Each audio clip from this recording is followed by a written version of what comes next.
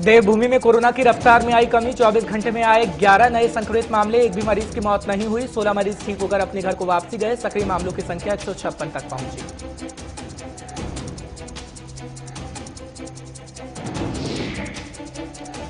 दिवाली पर 10 कुंतल फूलों से सजेगा केदारनाथ मंदिर। प्रधानमंत्री नरेंद्र मोदी के दौरे की तैयारियां हुई शुरू। केदारनाथ में दूसरे चरण के पुनर्निर्माण कार्यों का शिलान्यास करेंगे प्रधानमंत्री नरेंद्र मोदी।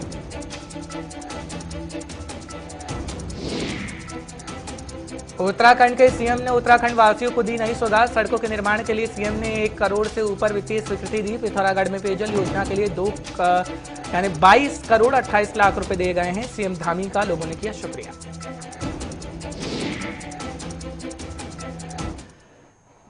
नमस्कार, मैं हूं आपके साथ हर्ष भारद्वाज। गुलिस्तान न्यूज देख रहे हैं आप। फटाफट से उत्तराखंड की खबरों से आपको अपडेट करते हैं। सबसे पहले बात कोरोना की करते हैं। कोरोना का जो कहर है वो कहीं ना कहीं कम हो रहा है। जानकारी आपको इस वक्त की बड़ी दे रहे हैं। खासतौर पर 24 घंटे में 11 नए संक्रमित मामले सामने आ गए हैं और जानकारी इस वक्त की बड़ी मिल रही है। दरअसल ये भी कहा जा रहा है कि एक भी मरीज की मौत नहीं हुई है। एक अच्छी खबर आपको बता रहे हैं, 16 मरीज ठीक होकर अपने घर को जा चुके हैं। सक्रिय मामलों की संख्या 156 तक बताई जाती है।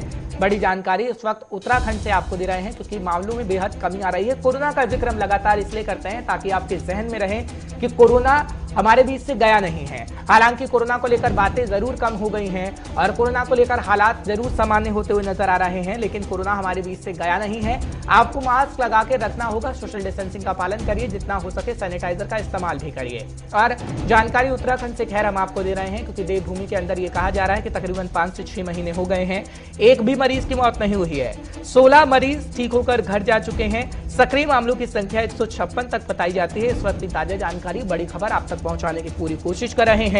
यह भी खबर मिल रही है कि सरकार की तरफ से पूरी निगरानी की जा रही है क्योंकि अगर वैक्सीनेशन की प्रक्रिया का जिक्र करें तो वैक्सीनेशन की प्रक्रिया भी जोरों पर चल रही है और उत्तराखंड में हर एक व्यक्ति को पहली डोज लग चुकी है। हालांकि दूसरी डोज बड़ी तेजी से लगाई जा रही है।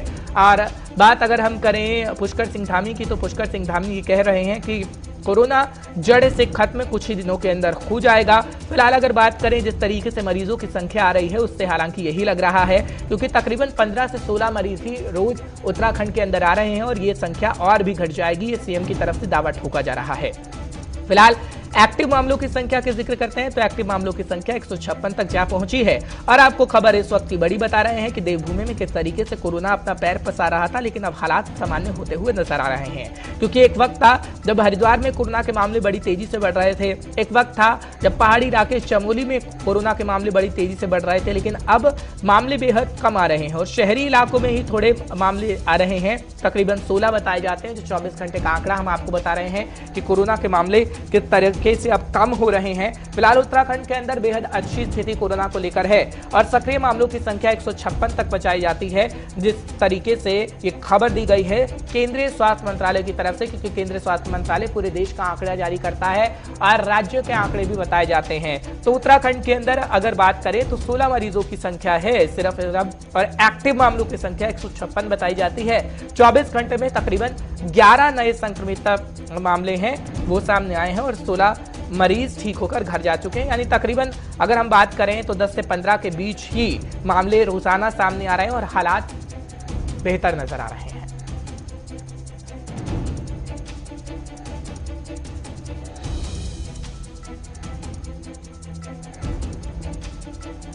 चलिए बढ़ते हैं आगे और एक और बड़ी जानकारी आपको देते हैं क्योंकि सीएम की मुलाकात लगातार हो रही है। देवस्थानम बोर्ड का मुद्दा तो आपको याद होगा। मनोहर कांत ध्यानी से सचिवालय में सीएम से मुलाकात की गई है। इस वक्त की ताजा जानकारी आपको दे रहे हैं। देवस्थानम बोर्ड के संबंध में सीएम और ध्यानी की मुलाकात हुई है कि वाकई देवस्थानम बोर्ड का जो मुद्दा देखने को मिल रहा था वो वाकई हल हो पाएगा क्योंकि अंतरिम रिपोर्ट इस पर सौंप दी गई है। उच्च स्तरीय समिति ने अंतरिम रिपोर्ट को सौंपा है।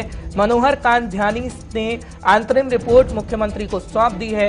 बड़ी खबर और बड़ी जानकारी इस वक्त आपको दे रहे हैं क्योंकि देवस्थानम बोर्ड के संबंध में सीएम और ध्यानी की मुलाकात हुई है खास तौर पर, और मनोहर कांत ध्यानी ने सचिवालय के अंदर सीएम से मुलाकात की है।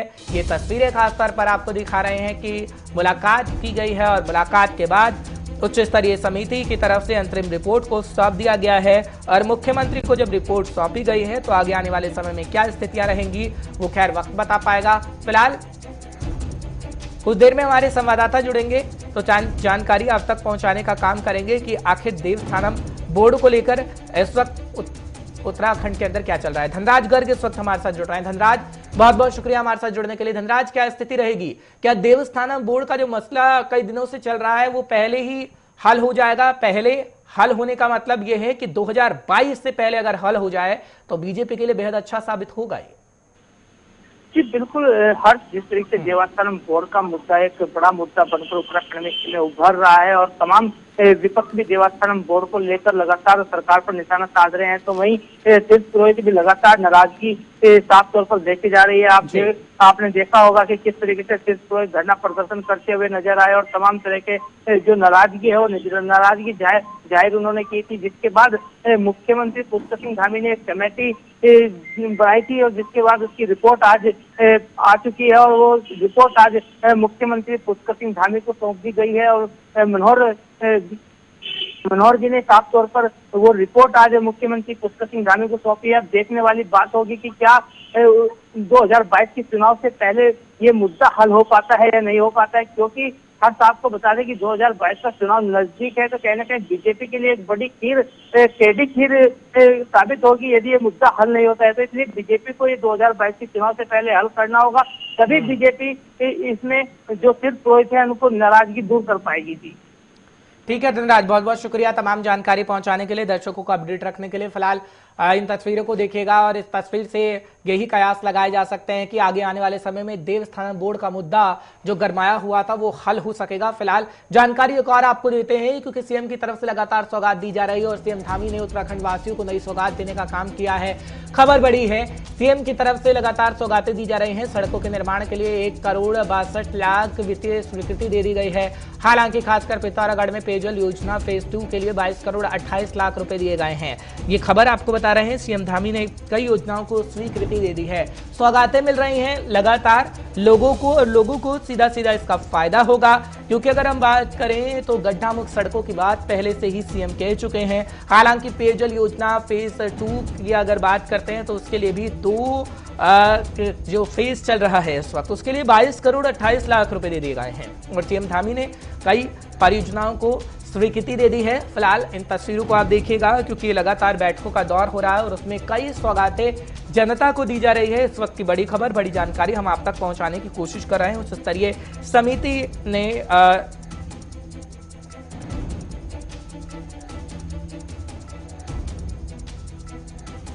फिलहाल जानकारी आपको दे रहे हैं, सीएम धामी की तरफ से कई योजनाओं को स्वीकृति दे दी गई है और पिथौरागढ़ के लिए भी जानकारी आ रही है कि 22,28,00,000 रुपए पेयजल योजना फेज 2 के लिए दिए गए हैं। फिलहाल खबर बड़ी है, वो आपको बताने की कोशिश कर रहे हैं। सीएम धामी ने उत्तराखंड वासियों को नई सौगात दे दी है। पुष्कर सिंह धामी की तरफ से सौगात देने का सिलसिला जारी है। धीरेन्द्र प्रताप सिंह इस वक्त हमारे साथ जुड़ रहे हैं, ब्यूरो चीफ उत्तराखंड है। तमाम जानकारी आप तक पहुंचाने की पूरी कोशिश करेंगे। धीरेन्द्र, बहुत बहुत शुक्रिया, सुबह से आप जानकारी दे रहे हैं। फिलहाल क्या जानकारी और आपके पास है, क्योंकि खासतौर पर यह कहा जा रहा है कि ये यहीं तक सीमित नहीं रहेगा और भी कई सौगातें 2022 से पहले दी जा सकती हैं। सुबह आप जिक्र कर रहे थे गड्ढा मुक्त सड़कों का, कि सड़कों को लेकर किस तरीके से अभियान चलाया जा रहा है। बात अगर पेयजल योजना की करें तो उसके लिए भी स्वीकृति दी गई है। क्या हर घर नल पहुंच चुका है और किस तरीके से और योजनाएं होंगी जो जनता को मिल सकेंगी चुनाव से पहले? तकरीबन अभी साल में राज्य प्रवेश करता है तो इस तरह की बहुत सारी घोषणाएं होती हैं, बहुत सारी परियोजनाएं बनाई जाती हैं और बहुत सारे पे काम भी होता है। यह एक तरह से राज्य के लिए बड़ा अच्छा होता है कि चुनाव के समय में जो सरकार की स्पीड शुरुआती 4 साल में होती है और अंतिम 1 साल में ही वो स्पीड उससे 4 गुना अधिक बढ़ जाती है। तो आप देखिए कि सड़कें कितने गड्ढे वाली थी, लेकिन मुख्यमंत्री ने जब उसका संज्ञान लिया तो बरसात हो रही थी, उन्होंने कहा बरसात के बाद 15 नवंबर का उन्होंने डेट फिक्स किया था कि 15 नवंबर तक पूरे प्रदेश की जो सड़कें हैं वो हमें गड्ढा मुक्त चाहिए। उसके लिए उन्होंने धनराशि की व्यवस्था की और अब जब मैं आज आपसे बात कर रहा हूँ तो कम से कम देहरादून में कोई सड़क गड्ढा युक्त नहीं दिखाई देती, वो गड्ढा मुक्त हो चुकी है। इसके साथ ही तमाम जो ब्रेकर थे सड़कों पे, वो माननीय सुप्रीम कोर्ट का आदेश भी था कि ब्रेकर सड़कों पे नहीं होना चाहिए, सरकार ने उसको भी तोड़ करके बिल्कुल समतल कर दिया है। और आपने देखा पिथौरागढ़ में जो पेयजल के लिए 22 करोड़ दिया है, ये वहाँ के लोगों की बहुत बड़ी जरूरत थी, क्योंकि पहाड़ में सबसे बड़ी समस्या थी पानी की होती है। भले पहाड़ जो है पूरे देश को पानी दे नदियों के माध्यम से, लेकिन वहाँ स्थानीय स्तर पे जो पेयजल है वो बहुत ही दुर्लभ होता है और महिलाओं को बहुत दिक्कत का सामना करना पड़ता है। उन्हें बहुत दूर दूर तक जल स्रोतों के पास जाना पड़ता है पेयजल के लिए। इसीलिए शायद पूर्व मुख्यमंत्री त्रिवेंद्र सिंह रावत के समय में योजना शुरू हुई थी, हर घर नल, जो 1 रुपए में नल का कनेक्शन दे रहे थे, तो उसकी अगर समीक्षा की जाए तो काफी हद तक वो योजना सफल साबित हुई है। बहुत सारे घरों में नल को पहुंचा दिया गया है और उन नलों में अब पानी भी आने लगा है। तो हर तरह से कह सकते हैं कि जो मुख्यमंत्री पुष्कर सिंह धामी अभी कर रहे हैं, उन पुरानी योजनाओं को भी स्पीड दे रहे हैं। नई योजनाओं की घोषणा के साथ साथ उनका जियो भी, शासनादेश भी जारी करा रहे हैं और उनके लिए धन भी दे रहे हैं। तो आपने उसी का एक उदाहरण देखा होगा, किस तरह से सड़कों के पुनर्निर्माण के लिए, पेयजल योजनाओं के लिए मुख्यमंत्री ने इस तरह की सौगातें दी है और उनसे काम शुरू हो गया है। जी धीरेन्द्र, बहुत बहुत शुक्रिया तमाम जानकारी पहुंचाने के लिए, हमारे दर्शकों को अपडेट रखने के लिए। फिलहाल धीरेन्द्र बता रहे थे कि क्या और सौगातें मिल सकती है जनता को। फटाफट से बढ़ते हैं आगे, बात विपक्ष की करते हैं। विपक्ष कटाक्ष सरकार पर कर रहा है और जानकारी उस वक्त ये है कि हरीश रावत ने सरकार पर एक बार फिर से हमला बोल दिया है। बड़ी खबर आपको बता रहे हैं, प्रदेश भर में आंदोलन का ऐलान कर दिया गया है। खासतौर पर हरीश रावत की तरफ से 28 अक्टूबर से प्रदेश भर में उपवास आंदोलन करेंगे। हरीश रावत की तरफ से कहा गया है, पूर्व मुख्यमंत्री हैं और बड़ी जानकारी आपको दे रहे हैं कि चेतावनी के बाद भी सरकार सोई रही है। दरअसल रावत की तरफ से क्या कुछ कहा गया वो आपको बताते हैं। दरअसल उत्तराखंड में बीते दिनों आई आपदा को लेकर पूर्व सीएम हरीश रावत ने एक बार फिर से सरकार पर हमला बोल डाला है। नामी सरकार पर निशाना साधते हुए कहा कि सरकार आपदा प्रबंधन में फेल हो गई है। मैंने कहा था कि 5 दिन में आपदा राहत में तेजी लाए, वरना हम आंदोलन करेंगे, लेकिन सरकार के मंत्री, विधायक और कार्यकर्ता ढिलाई से काम कर रहे हैं। ये हरीश रावत की तरफ से कहा जा रहा है। आपको बड़ी जानकारी इस वक्त की दे रहे हैं क्योंकि विपक्ष लगातार तंज कसने का काम कर रहा है। धीरेन्द्र प्रताप एक बार फिर हमारे साथ जुड़ रहे हैं, तमाम जानकारी आप तक पहुंचाएंगे। धीरेन्द्र, बहुत बहुत शुक्रिया एक बार फिर हमारे साथ जुड़ने के लिए। धीरेन्द्र, हमेशा से देखते आए हैं जब चुनाव होते हैं तो एक दूसरे पर कटाक्ष भी किया जाता है और इस वक्त तो कटाक्ष के बाण और भी इसलिए है क्योंकि एक और पार्टी है आम आदमी पार्टी, त्रिकोणीय मुकाबला देखने को मिलेगा। लेकिन जो इतिहास हम देखते आए हैं कि एक तरफ एक बार बीजेपी की सरकार होती है तो दूसरी तरफ हम देखते हैं अगले साल में 5 साल बाद कांग्रेस की सरकार आ जाती है। क्या यही रिपीटेशन होगा इस बार, या जो बीजेपी जद्दोजहद कर रही है, चेहरे में बदलाव किया गया है, वो खास तौर पर हमें देखने को मिलेगी और सत्ता में वापसी करेगी? खैर, कांग्रेस किस तरीके से प्रयास करे और जमीनी स्तर पर कितनी मजबूत आपको कांग्रेस नजर आती है? धीरेन्द्र, बिल्कुल हर्ष, देखिए जो एक मिथक है जिसकी आप चर्चा कर रहे थे कि एक बार कांग्रेस और फिर अगली बार बीजेपी आती है, ये मिथक जरूर रहा है। लेकिन एक मिथक और भी था कि कोई पार्टी जो है प्रचंड बहुमत से सत्ता में आई ही नहीं थी सन 2000 में, जब से उत्तराखंड राज्य का निर्माण हुआ था। लेकिन 2017 में बीजेपी ने इस मिथक को तोड़ा और प्रचंड बहुमत से वो सत्ता में आई, यानी 70 में से 57 सीटें बीजेपी को मिली। तो बीजेपी का आज भी ये दावा है कि अब ये दूसरा मिथक भी वो पार्टी तोड़ेगी और उसके जो प्रदेश अध्यक्ष है उन्होंने नारा दिया है, अब की बार 7 पार। तो निश्चित रूप से वो मिथक तोड़ने की जो दावे कर रहे हैं और उनका पिछला जो प्रदर्शन है, यानी 2017 का प्रदर्शन देखते हुए आप ये कह सकते हैं कि शायद बीजेपी के नेता इस मिथक को तोड़ने में सफल हो। लेकिन दूसरी तरफ आप कांग्रेस की बात करें, जो राज्य की मुख्य विपक्षी पार्टी है, उसके साथ विपक्ष के साथ साथ इस मिथक को बनाए रखने के फेवर में दिखाई दे रही, क्योंकि ये मिथक उसे सत्ता में पहुंचाएगा, ऐसा उनके नेताओं का मानना है। उनके बयानों से आप देखेंगे तो यही लगेगा कि वो मिथक भी उनके लिए एक बड़ा मनोबल उनका बढ़ाने वाला साबित हो रहा है। और कांग्रेस के जो नेता हैं लगातार ग्राउंड जीरो पे मेहनत कर रहे हैं, सरकार को किसी भी मोर्चे पे घेरने में वो कहीं भी कोई कोताही नहीं कर रहे हैं। जरूर एक बात देखने को मिल रही है कि आम आदमी पार्टी के तौर पे उनको एक और नई चुनौती मिल रही है कि विपक्ष में कौन रहेगा, इसकी भी एक लड़ाई चल रही है। एक सवाल धीरेन्द्र मेरा यहाँ पर रहेगा कि पंजाब की जिम्मेदारी दी गई थी ना हरीश रावत को, हमने देखा कि तल्खियां पैदा हुई, सिद्धू साहब किस तरीके से कटाक्ष करते हुए नजर आए, हालांकि अब सब कुछ ठीक ठाक है। तो जो वहां असफलता हासिल हुई है हरीश रावत को, क्या खासतौर पर हम देखेंगे कि कमियां उत्तराखंड के अंदर भी देखने को मिलेगी? ये अलग बात है कि पूर्व मुख्यमंत्री वो रहे हैं, हर एक चीज से भली भांति जानते हैं क्या है उत्तराखंड के अंदर, पर क्या कमी देखने को मिल सकती है? क्योंकि हरीश रावत का तजुर्बा बड़ा है लेकिन हालात अब कहीं ना कहीं बदलते नजर आ रहे हैं। बिल्कुल हर्ष, देखिए हरीश रावत बेहद तजुर्बेकार नेता है, बहुत अनुभवी नेता है और लगभग 50 साल का उनका संसदीय जीवन है, राजनीतिक जीवन है। लेकिन आप उत्तराखंड में देखिए, हरीश रावत मुख्यमंत्री थे, उनकी पार्टी के 10 बड़े कद्दावर नेता जो कि उन्हीं के कद के थे, वो चाहे तत्कालीन पूर्व मुख्यमंत्री विजय बहुगुणा रहे हो या डॉक्टर हरक सिंह रावत रहे हो, सुबोध उनियाल रहे हो, इस सतपाल महाराज रहे हो, इन सबको साथ लेकर के चलने में हरीश रावत कहीं कहीं फेल हो गए थे और उनके 10 बड़े नेता एक साथ बीजेपी ज्वाइन कर लिए थे। अब आप दूसरी तरफ पंजाब देखिए, पंजाब में हरीश रावत लगातार ये दावा करते रहे कि कैप्टन ही मुख्यमंत्री बने रहेंगे, सिद्धू से जो उनके मतभेद है उसे ठीक कर लिया जाएगा, लेकिन उसका परिणाम क्या है कि कैप्टन को हटना पड़ा मुख्यमंत्री पद से और सिद्धू प्रदेश अध्यक्ष बनाए गए और जब मुख्यमंत्री बदला गया सिद्धू ने इस्तीफा दे दिया। तो निश्चित रूप से इसमें कहीं न कहीं हरीश रावत का एक प्रभारी के तौर पे असफलता भी साबित करती है। अब बिल्कुल, कहीं ना कहीं उसका असर उत्तराखंड के अंदर भी देख सकते हैं हम। धीरेन्द्र, बहुत बहुत शुक्रिया तमाम जानकारी पहुंचाने के लिए, दर्शकों को अपडेट रखने के लिए। फिलहाल बढ़ते हैं आगे, एक और बड़ी जानकारी उत्तराखंड से आ रही है, वो फटाफट से आपको देते हैं। दरअसल ये कहा जा रहा है कि चुनावी हलचल जब तेज हो गई है तो आम आदमी पार्टी भी पीछे नहीं है और उसको लेकर जिक्र करेंगे, लेकिन एक बड़ी जानकारी इस वक्त मिल रही है कि केदारनाथ मंदिर 10 कुंतल फूलों से सजेगा और प्रधानमंत्री मोदी के दौरे की तैयारियां शुरू हो गई हैं। खासतौर पर यह जानकारी मिल रही है केदारनाथ के दौरान दूसरे चरण के पुनर्निर्माण कार्यों का शिलान्यास करेंगे, ये भी जानकारी उस वक्त मिल रही है। साथ ही साथ आपको बता दें आदिगुरु शंकराचार्य के समाधि स्थल का लोकार्पण भी करेंगे प्रधानमंत्री नरेंद्र मोदी। इस वक्त की ताजा जानकारी आप तक पहुंचाने की कोशिश कर रहे हैं। खासतौर पर यह कहा जा रहा है कि केदारनाथ धाम 10 कुंतल फूलों से सज जाएगा। दीपावली के दिन खास मौका होगा और प्रधानमंत्री नरेंद्र मोदी द्वारा करेंगे, उसको लेकर तैयारियां शुरू कर दी गई हैं। और बड़ी खबर, बड़ी जानकारी आप तक पहुंचाने की कोशिश कर रहे हैं कि क्या स्थितियां इस वक्त हो रही हैं। हालांकि अगर बात करें केदारनाथ के दौरान दूसरे चरण के पुनर्निर्माण कार्यों का शिलान्यास करते हुए नजर आएंगे और आदि गुरु शंकराचार्य के समाधि स्थल पर भी लोकार्पण प्रधानमंत्री नरेंद्र मोदी की तरफ से किया जाएगा, क्योंकि प्रधानमंत्री नरेंद्र मोदी समय समय पर केदारनाथ आते रहे हैं, उनकी तस्वीर आप देखते रहे हैं। लेकिन इस वक्त मौका खास होगा क्योंकि दीपावली का मौका होगा और ये कहा जा रहा है कि 10 कुंतल फूलों से सज जाएगा केदारनाथ मंदिर। और खासतौर पर यह भी कहा जा रहा है कि प्रधानमंत्री नरेंद्र मोदी को लेकर तैयारियां शुरू हो गई हैं। संचित शर्मा इस वक्त हमारे साथ जुड़ रहे हैं, हमारे संवाददाता, तमाम जानकारी आप तक पहुंचाने की कोशिश करेंगे। संचित, बहुत बहुत शुक्रिया इस वक्त हमारे साथ जुड़ने के लिए। संचित, क्या जानकारी है कि मौका खास होगा, दीपावली का मौका होगा और एक बड़ा चेहरा उत्तराखंड के अंदर होगा? संचित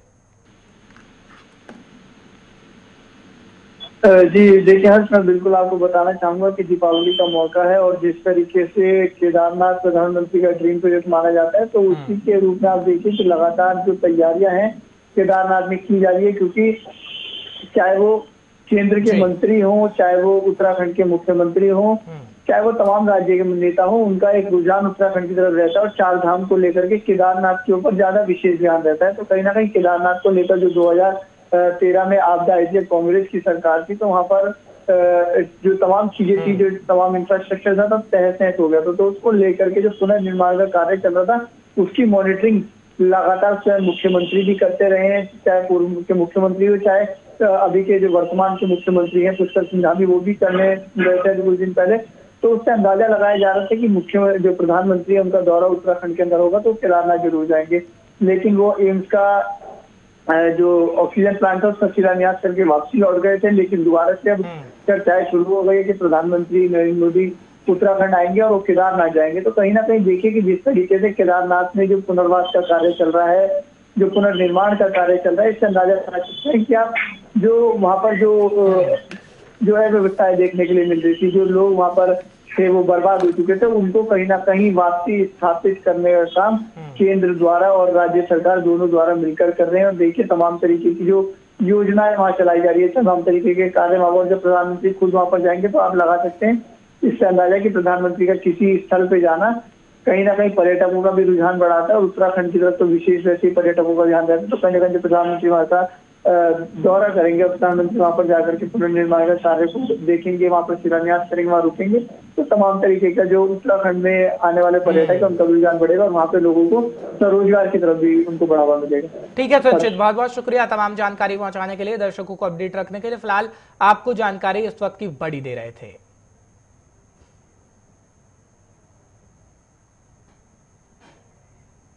फिलहाल उत्तराखंड में चुनाव से पहले चुनावी हलचल तेज हो गई है, खबर आपको बता रहे हैं। आम आदमी पार्टी का जिक्र करें तो आप नेता कर्नल कोठियाल संतोष नंद से मुलाकात कर चुके हैं। खबर इस वक्त की बड़ी है, मुलाकात कर उनका आशीर्वाद दिया गया है। कई मुद्दों पर चर्चा हुई है, ये खबर इस वक्त की आपको बता रहे हैं।